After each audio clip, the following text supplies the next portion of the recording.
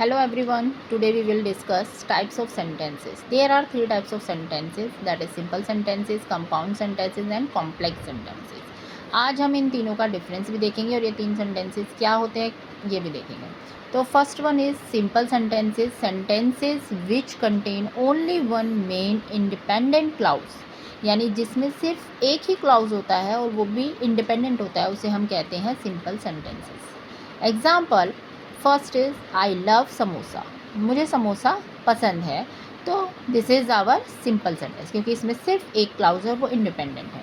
Ram kick the ball, Ram ने ball को kick किया, ये भी एक सिंपल सेंटेंस है. She sent me a bouquet, this is also our simple sentences. Okay, तो सिंपल सेंटेंसेस में क्या होता है, सिर्फ एक क्लॉज होती है और वो भी कैसी होती है, इंडिपेंडेंट होती है.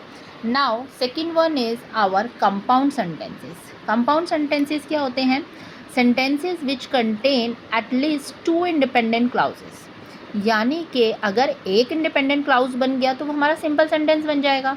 तो इसीलिए कंपाउंड मतलब जो दो से चीज़ों से मिलकर बना हुआ है. तो यहाँ पर क्या होंगे, कम से कम दो इंडिपेंडेंट क्लाउज होंगे तो वो सेंटेंस को हम क्या बोलेंगे, कंपाउंड सेंटेंसेस. जैसे द डक क्वैक्ड द हॉर्सेज नेड, यानी कि जो डक है वो क्वैक कर रही थी और जो हॉर्सेज है वो हॉर्सेज के साउंड को हम ने साउंड प्रोनाउंस करते हैं. ठीक है. सेकेंड वन इज ये सेंटेंस भी अपने आप में इंडिपेंडेंट है एंड जो कॉमा के बाद सेंटेंस है वो भी अपने आप में इंडिपेंडेंट है. ये ना ये सेंटेंस उस पर डिपेंड करता है और ना ही ये सेंटेंस दूसरे सेंटेंस पर डिपेंड करता है. तो ऐसे क्लाउज को जो दो क्लाउज से मिलकर एक सेंटेंस बनता है और दोनों एक दूसरे से इंडिपेंडेंट होते हैं, उसे हम कंपाउंड सेंटेंसेस बोलते हैं. आई लुक फॉर बिंदु and Kanika at the station, मैं बिंदु और कनिका को स्टेशन पर ढूंढ रहा था.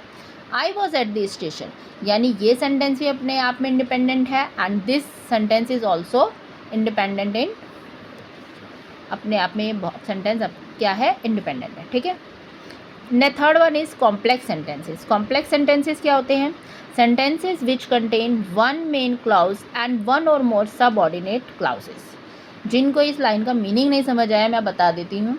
इसमें क्या होगा कि जो दो सेंटेंसेस होंगे उसमें से एक सेंटेंस दूसरे सेंटेंस पर क्या होगा, डिपेंडेंट होगा. They are dependent clauses. यहाँ पे पहला जो सिंपल सेंटेंस था उसका डिफरेंस था कि वो अपने आप में अकेला इंडिपेंडेंट क्लाउज होगा. कंपाउंड में दो इंडिपेंडेंट क्लाउज होंगे, एक दूसरे पर डिपेंड नहीं होंगे.